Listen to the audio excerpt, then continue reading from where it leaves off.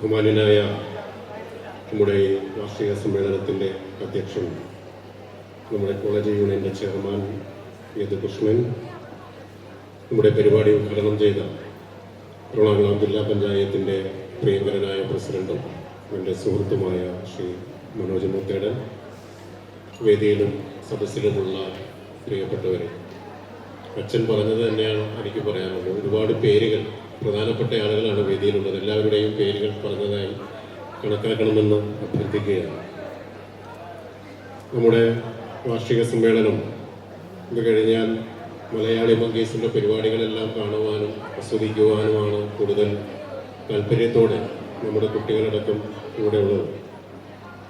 ഉദ്ഘാടകൻ പ്രസംഗിക്കുമ്പോഴും അച്ഛൻ സംസാരിക്കുമ്പോഴും ചെറിയ വാക്കുകളിലാണെങ്കിലും അച്ഛൻ പറയുമ്പോഴും പറയേണ്ടി വരുന്ന കാര്യങ്ങൾ ഒരിക്കലും നമുക്ക് ഒരു ഹാപ്പിനെസ് നൽകുന്ന കാര്യങ്ങളല്ല. പക്ഷെ അത് പറയാതെ പോവാൻ തരമില്ല എന്നുള്ളതാണ് ഇന്നത്തെ കാലികമായ ലോകത്തിൻ്റെ തന്നെ സ്ഥിതി.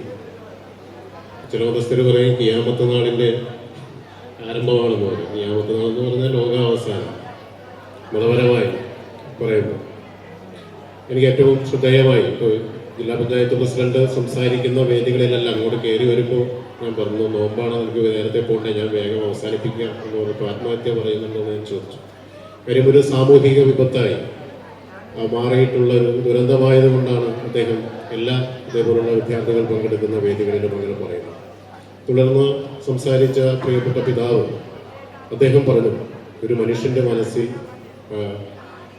രണ്ട് കാര്യങ്ങൾ, നന്മയും തിന്മയും ഉണ്ട്. ഇതിനെന്തിനെയാണോ നമ്മൾ പരിപോഷിപ്പിക്കുന്നത് അതായിരിക്കും സമൂഹത്തിന് റിസൾട്ടായി വരുന്നത്.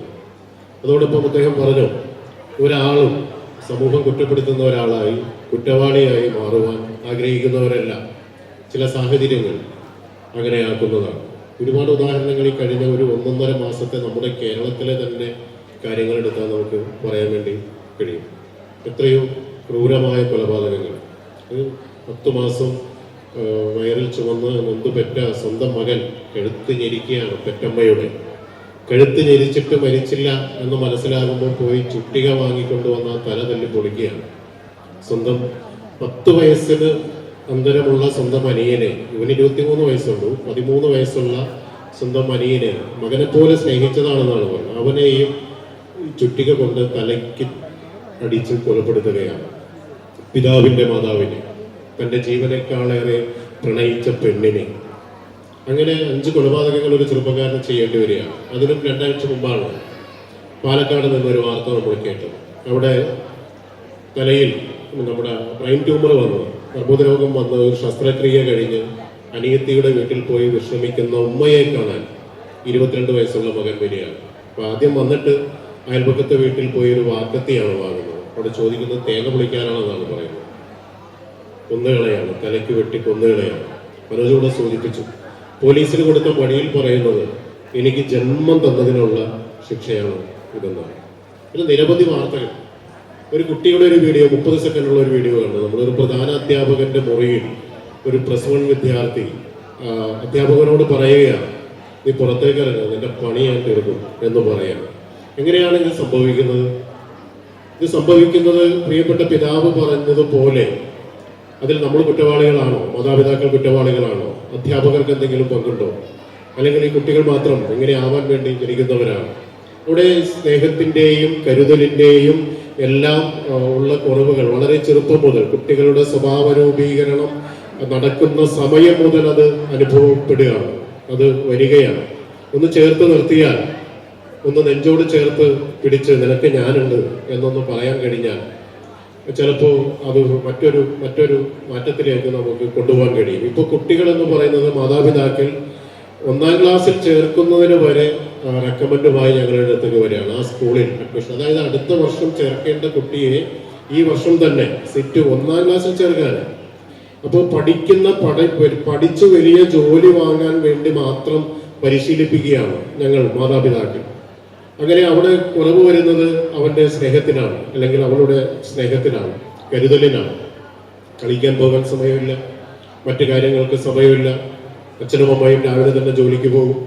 അങ്ങനെ വലിയ ശൂന്യതയിൽ അത് വേറെ മാർഗങ്ങളിലേക്ക്, ലഹരിയിലേക്കും അല്ലെങ്കിൽ മറ്റു മാർഗങ്ങളിലേക്കൊക്കെ പോകുന്ന വളരെ ദുർഘടമായ ഒരു സ്ഥിതിവിശേഷം നമ്മുടെ രാജ്യത്ത് നാട്ടിൽ നിലനിൽക്കുന്നത് കൊണ്ടാണ് ഇത്തരത്തിലുള്ള വേദികളിൽ ഇങ്ങനെയെല്ലാം നമുക്ക് പറയേണ്ടി ഒരുപാട് നന്മയുടെ വാർത്തകളും ഇതോടൊപ്പമുണ്ട്. പക്ഷെ അതിനെയൊക്കെ ഇല്ലാതാക്കുന്ന തരത്തിലാണ് ഇത്തരത്തിൽ ക്രൂരമായ വാർത്തകൾ വരുന്നത്. നമ്മുടെ പെരുമ്പാവൂരിന് അപമാനം എന്ന് പറയാവുന്ന തരത്തിൽ തൊട്ടടുത്ത കുറുപ്പുംപടിയിൽ നിന്ന് ഇന്നൊരു നമുക്ക് കേൾക്കാൻ ആഗ്രഹിക്കാത്ത ഒരു വാർത്ത നമ്മുടെ മുമ്പ് വാളയാർ എന്ന് പറയുന്ന സ്ഥിതിയിൽ കേട്ടിട്ടുള്ളതുപോലെ 10 വയസ്സും 12 വയസ്സുമുള്ള 2 കുട്ടികളെ മാധ്യമങ്ങൾ പറയുന്നത് അമ്മയുടെ ആൾസുഹൃത്ത് കഴിഞ്ഞ 2 വർഷമായി ശാരീരികമായി ആക്രമിക്കുകയാണെന്നുള്ള വാർത്ത പുറത്തു വരുന്നുണ്ട്. പ്രതിയൊക്കെ പിടിച്ചിട്ടുണ്ട്.